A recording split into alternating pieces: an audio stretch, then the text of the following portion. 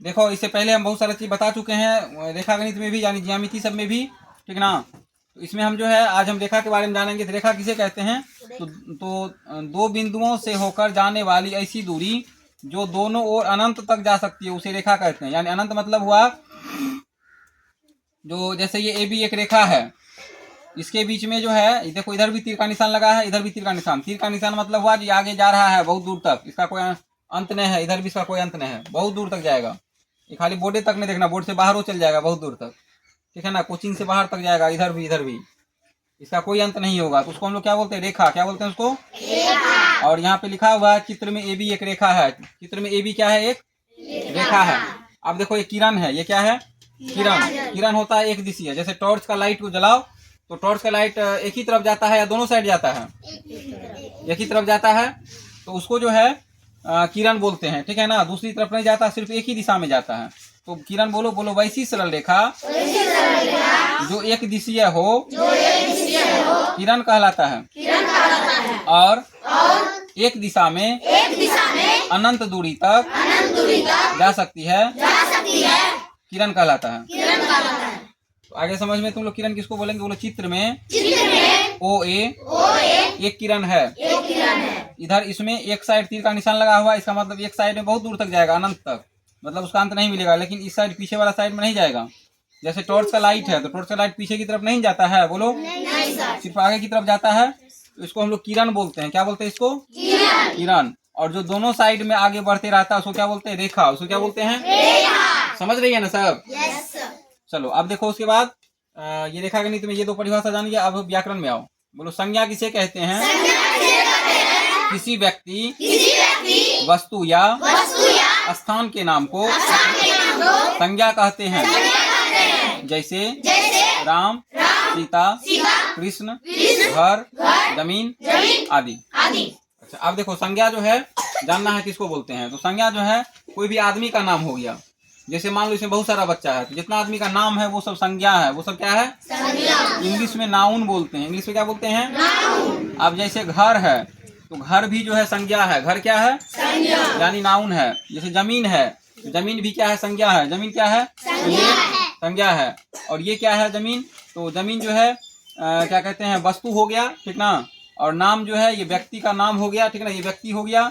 और स्थान जो है जमीन जो है स्थान हो गया, ठीक है ना। जैसे सुगमा है तो सुगमा भी जो है स्थान है, तो ये नाउन हो गया। ये क्या हो गया? नाउन। अब जैसे दया है, क्षमा है, कृपा है, ठीक ना। मान लो किसी के ऊपर दया दिखाना है तो ये सब भी संज्ञा है। ये सब भी क्या है? तो सभी बच्चे समझ गया संज्ञा किसको बोलेंगे? चलो अब उसके बाद जो है फिर सर्वनाम है। बोलो सर्वनाम किसे कहते हैं?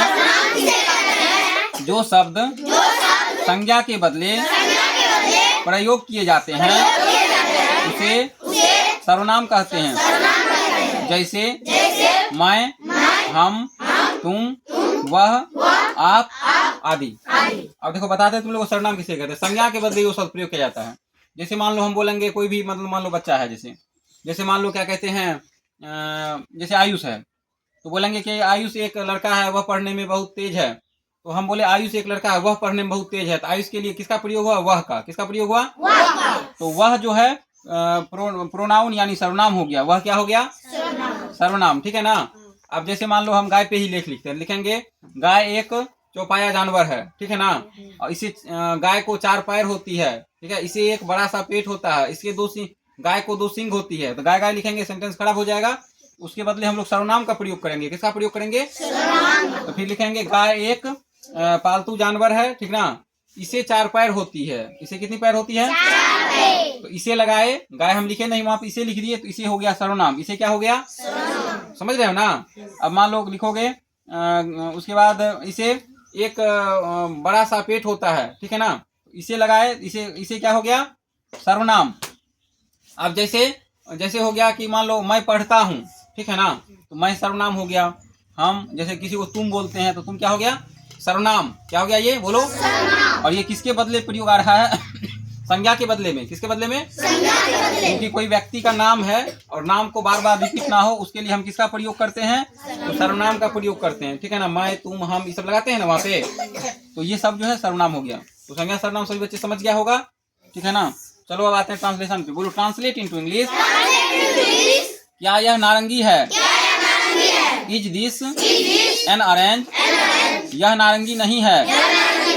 This is not an orange, यह नारंगी है। दिस इज एन ऑरेंज, क्या यह स्याही है। इज दिस इंक, यह स्याही नहीं है। दिस इज नॉट इंक, यह स्याही है। दिस इज इंक, क्या यह मोती है। इज दिस पर्ल, यह मोती नहीं है। दिस इज नॉट पर्ल, यह मोती है। दिस इज पर्ल, मैं खुश हूँ। आई एम हैप्पी, मैं तैयार हूँ। I am ready. अब देखो ये जो ट्रांसलेशन तुम लोग को बताया, इसमें से वर्ड मीनिंग याद होना चाहिए सभी बच्चों को। जैसे नारंगी है, नारंगी का इंग्लिश ऑरेंज होता है। नारंगी का क्या होता है। अब यहाँ पे नहीं है, नहीं का नॉट होता है इंग्लिश। यहाँ पे क्या लगा हुआ है, तो क्या जो है यहाँ पे helping verb I S is है, इसको हम पहले लगा देते हैं। इसी से यहाँ क्या के लिए कोई अलग से नहीं आएगा शब्द, ठीक है ना। उसके बाद जैसे यहाँ पे है स्याही, तो स्याही का अंग्रेजी इंक होता है, ये याद रखना पड़ेगा। यहाँ पे है का अंग्रेजी इज लग रहा है, ये याद रखना पड़ेगा। दिस मीन्स यह होता है, ये याद रखना पड़ेगा, तभी ट्रांसलेशन बनेगा। उसके बाद फिर यहाँ पे तुम लोगों को दिया हुआ है मोती, मोती का इंग्लिश पर्ल होता है, तो ये वर्ड मीनिंग याद करना पड़ेगा सभी बच्चों को।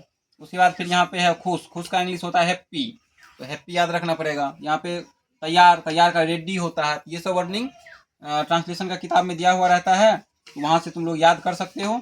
याद करोगे तो फिर आगे जो है वर्ड स्टॉक होते चल जाएगा, इंग्लिश स्ट्रांग हो जाएगा। अगर नहीं रटोगे तो फिर इंग्लिश स्ट्रांग नहीं होगा, फिर परेशानी हो जाएगा। चलो बोलो, चौ से बनने वाले 11 शब्द। चौकर को चाक, चौकर लो चाल, चौमोई का, चौदरघी का चमेली, चौदरघी का खौचीक, चौकर चौकर चाचा, चौदरहू का हुआ का चूहा, चौकर हो तो चाहत, चौहर्सी का तो को संयुक्त, आकार रो, चित्कार, चौदरघी का अनुस्वार, चौदरघी का चिंटी, चौहर्सी का मोह, चौआकर चिमटा, चौना का चना। अब देखो ये सब शब्द लिखा रहे हैं, जैसे तुम लोगों को पहले आकार हर्षिकार से शुरू हुआ था शब्द लिखना, ठीक है, और फिर मात्रा वाला शब्द लिखी, उसके बाद फिर क से शुरू हुआ है और ये ज्ञ तक जाएगा। तो ये सब शब्द को अगर लगातार देखते जाओगे तो सभी बच्चे का हिंदी मजबूत हो जाएगा। और जो ध्यान नहीं दोगे उसका हिंदी मजबूत नहीं होगा, वो फिर जहाँ हो फिर वहीं रह जाओगे। इसलिए ध्यान दे करके जो काम करोगे तो वो बच्चे होशियार हो जाओगे। जो बच्चे ध्यान नहीं देगा, चाहे वो बच्चा छोटा बच्चा है चाहे बड़ा बच्चा है, क्योंकि बहुत सारे बड़े बच्चों को भी किताब पढ़ने सही से नहीं आता है, ठीक है ना। तो अगर सीख जाओगे ये सबको, अगर ध्यान पूर्वक अगर करते रहोगे तो फिर जो है सीख जाओगे, क्योंकि हम इसको लिखवा भी रहे हैं, उसको करवा भी रहे हैं और फिर पढ़वा भी रहे हैं। तो जो बच्चे ध्यान दोगे वो सब बच्चा होशियार होगा, और जो नहीं ध्यान देगा वो होशियार नहीं हो पाएगा, चाहे कुछ भी कर लो। अब बोलो, आलो सदरी का आलसी, आकर लो चौदरघी का लालची, वहीकर ई मुआकर नो बेईमान, ई मुआकर नो दुआकर रो ईमानदार, LAZY लेजी, लेजी मीन्स आलसी, GREEDY ग्रीडी, ग्रीडी मीन्स लालची, DISHONEST डिसऑनेस्ट, डिसऑनेस्ट मीन्स बेईमान, HONEST ऑनेस्ट, ऑनेस्ट मीन्स ईमानदार।